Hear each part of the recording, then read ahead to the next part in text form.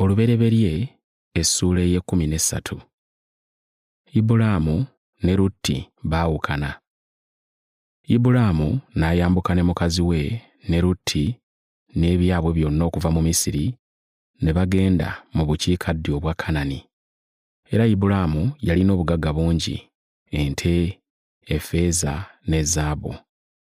N'agenda ng'atambula n'ava mu bukiikaddyo n'atuuka e Beseri mu kifo eweema ye mwe yasooka okubeera, wakati w'e Beseri ne Ayi, mu kifo eky'ekyoto kye yakola eyo olubereberye, n'asinziza eyo erinnya lya Mukama. Era ne Lutti eyagenda ne Ibulaamu yalina embuzi n'ente n'eweema. Ensi n'etebamala bombi okutuula awamu kubanga ebintu byabwe byali bingi. Ne wabalukawo enkaayana wakati w'abasumba b'ente za Ibulaamu n'abasumba b'ente za Lutti. Era Omukanani n'Omuperizi baali bakyatula mu nsi eyo mu nnaku ezo. Ibulaamu n'agamba Lutti nti, nkwegayiridde waleme okubaawo okukaayana wakati wange naawe ne wakati w'abasumba bange n'ababo, kubanga tuli baaluganda. Ensi yonna teri mu maaso go, kale nkwegayiridde twawukane. Bw'oneeroboza omukono ogwa kkono, nze naagenda ku gwa ddyo; bw'oneeroboza ogwa ddyo, nze naagenda ku gwa kkono.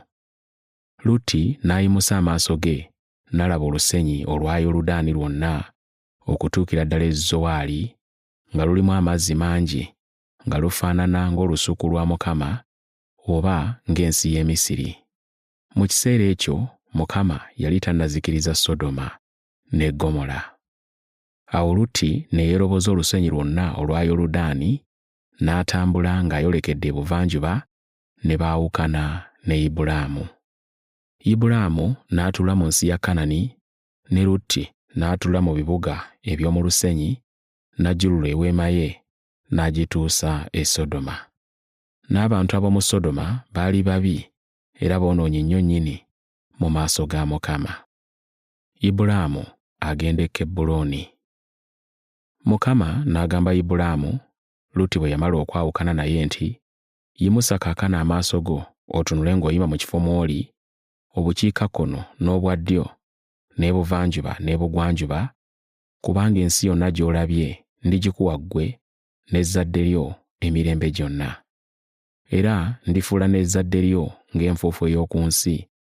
Era obanga waliwo ayinza okubala enfuufu eri ku nsi, oyo mpozzi yaliyinza okubabala. Situka olambule ensi eyo yonna, kubanga ndigikuwa. Ibulaamu n'ajjulula eweema ye, n'ajja n'atuula awali emivule gya Mamule egiri mu Kebbulooni, n'azimbira Mukama eyo ekyoto.